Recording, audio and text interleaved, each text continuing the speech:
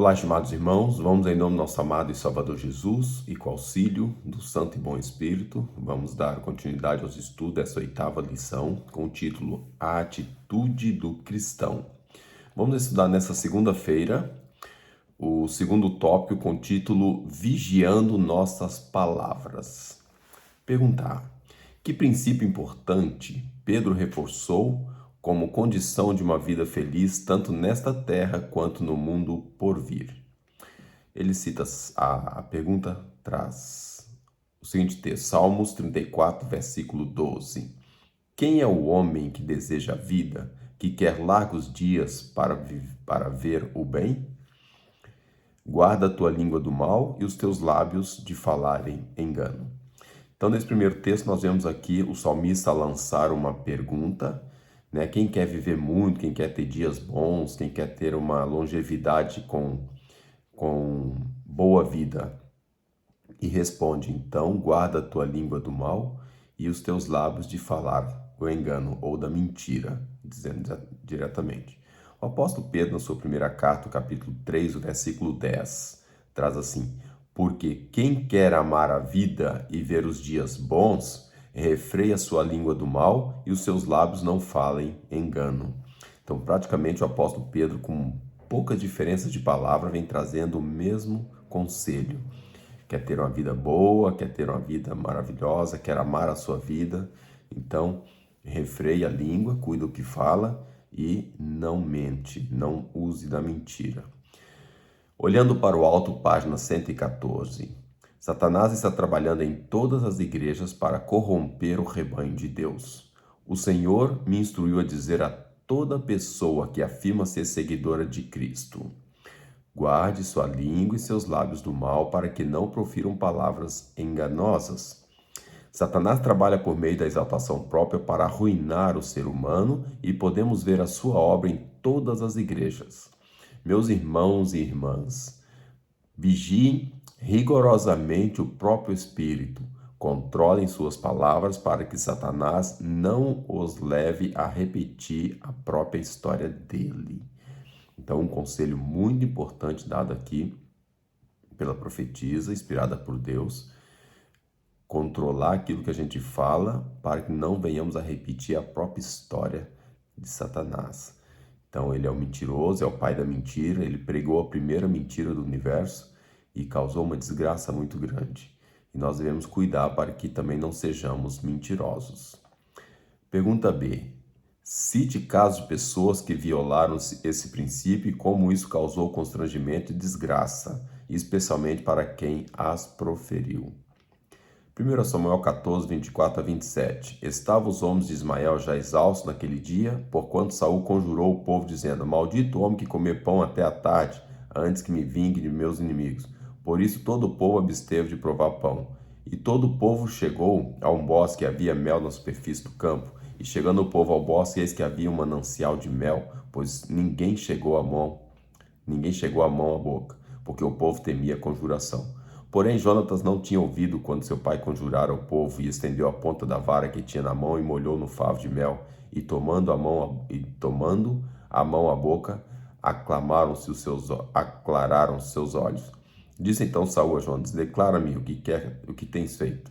E Jonatas lhe declarou e disse: tão somente provei um pouco de mel com a ponta da vara que tinha na mão. Eis que devo morrer? Então disse Saul: assim me faça Deus a outro tanto, e com certeza morrerás, Jonatas. Porém o povo disse a Saul: morrerá Jonatas, que efetuou tão grande salvação em Israel? Nunca tal coisa suceda. Vive o Senhor, que não lhe há de cair no chão um só cabelo da sua cabeça, pois com Deus fez isso hoje. Assim o povo livrou Jonatas para que não morresse. Nós vemos aqui uma imprudência muito grande nas palavras de Saul, ou seja, ele proferiu algo que não deveria proferir, e nós devemos ter cuidado porque aquilo que a gente fala pode ter um efeito muito alargado. A palavra é como você pegar numa pedra e jogar. A partir do momento que você jogou aquela pedra, a única coisa que você pode fazer é assistir a trajetória da pedra e o estrago que ela vai fazer. Ou, se for para um local que deva ser jogado uma pedra, se for num rio, por exemplo, você joga uma pedra saltitar na água, você vai desfrutar daquilo. Se for uma pedra que você atirou, às vezes sem pensar bem o que estava fazendo, ela pode acertar em algo que vai causar grandes danos. E a palavra, o efeito da palavra é mesmo igual. Outro aspecto é Esther 6, o versículo 6 a 10. E entrando Amã, o rei, lhe disse: Que fará o homem que cuja honra o rei se agrada?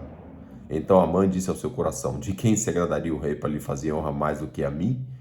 Assim disse Amã ao rei: Para que o homem de cuja honra o rei se agrada tragam vestes reais que o rei costuma vestir, como também o cavalo em que o rei costuma andar montado, e ponha-se-lhe a coroa real na sua cabeça, e entregue-se a veste e o cavalo à mão de dos príncipes mais nobres do rei, e vistam dela aquele homem a quem o rei deseja honrar, e leve-no a cavalo pelas ruas da cidade e apregoe diante dele. Assim se fará ao homem a quem o rei deseja honrar. Então disse o rei a Naamã: Apressa-te, toma a veste e o cavalo, como disseste, e faze assim para com o judeu Mardoqueu, que está sentado à porta do rei, e coisa nenhuma omitas de tudo quanto disseste.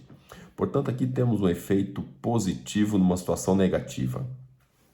Amã era um homem mau, um homem que estava querendo a morte de Mardoqueu, e Deus, em sua infinita bondade, e como um meio de chamar também a atenção ou uma correção a Amã, para ele poder analisar, poder também disso fazer algo que possa engrandecer, possa corrigi-lo, né?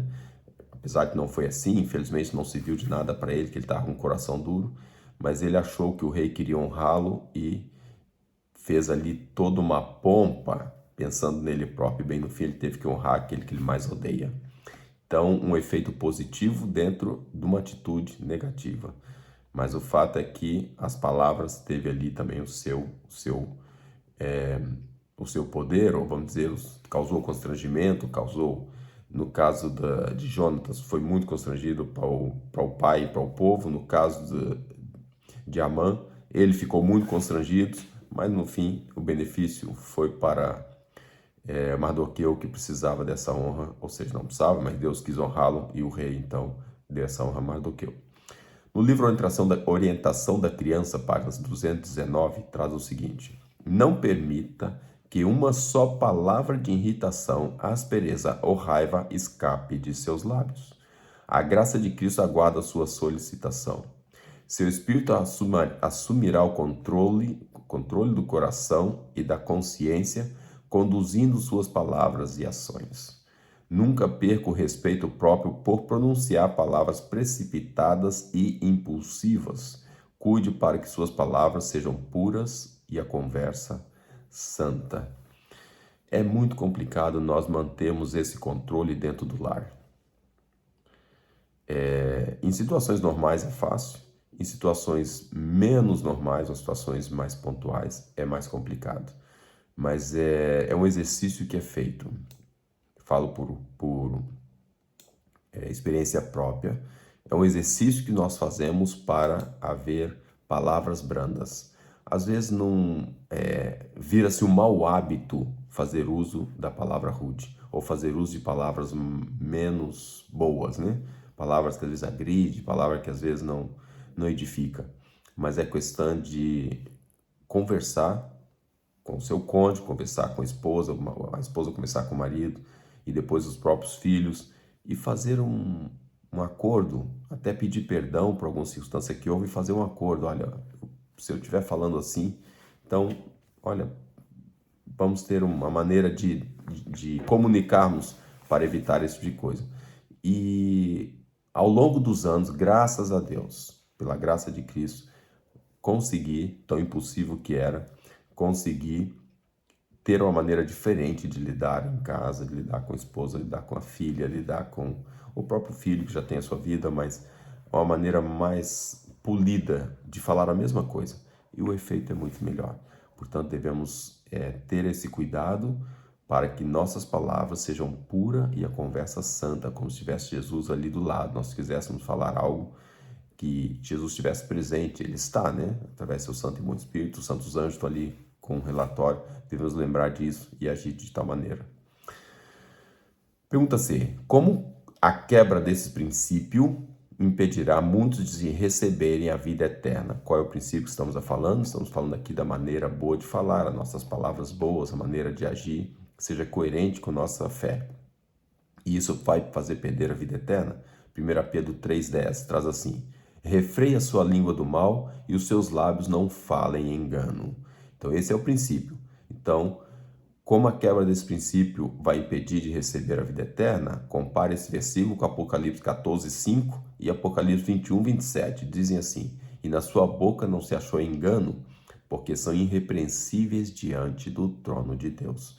Só pela graça de Cristo. Só estando em comunhão com Cristo é que nós vamos alcançar, chegar a esse patamar. Mas é possível, é possível. O outro texto: e não entrará nela coisa alguma que contamine e cometa abominação e mentira, mas só os que estão escritos no livro da vida do Cordeiro. Então, devemos ter a prudência e o cuidado de polir, filtrar e passar por uma peneira tudo aquilo que vamos falar. Então, pensar antes de falar é importante. Se você está muito nervoso, com uma situação muito constrangedora, olhe para o cenário e se afasta. Pensa, pede a Deus sabedoria, volta e fala.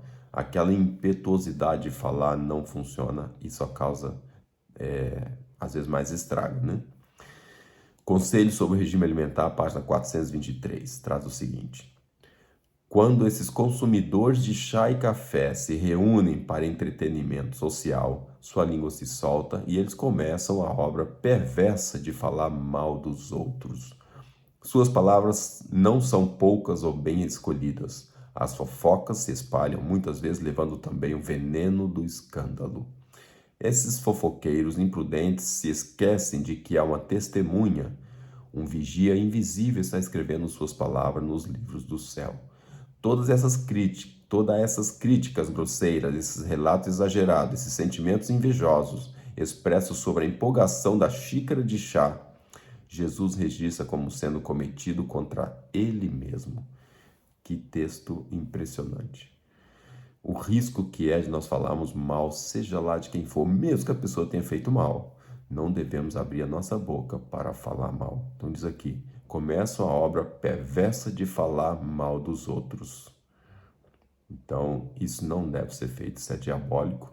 E devemos, se a conversa começar numa roda, devemos ser a pessoa que com jeito desvia o assunto, para que isso não se proceda, não possa vir a acontecer. Então, devemos realmente vigiar as nossas palavras. Esse é o tema da nossa segunda-feira, para nós termos aqui mais uma escadinha, mais um degrauzão para subir, né? Que esse degrau não é tão simples. Diz que o homem que controla as suas palavras é como alguém que conquista uma cidade forte, uma cidade difícil de ser conquistada. Então, irmãos, vamos lutar para que isso aconteça. Vamos estar em comunhão com Deus, vamos lembrar da necessidade de realmente dominar as nossas palavras, porque dominando a palavra você domina todo o resto. Porque isso começa no pensamento. Se nós dominarmos nosso pensamento, já estudamos na lição passada, se dominarmos o pensamento, logo vamos dominar as palavras, logo as atitudes vão ser condizentes. Então são passos que nós cristãos devemos dar para chegar à perfeição que Deus quer para nós. Lutemos com todo o esforço que nós temos para alcançar a Canaã celestial, e para isso tem que ser pequenos passos, dia após dia, para alcançarmos. Que Deus nos dê sua graça e abençoe para isso. Amém.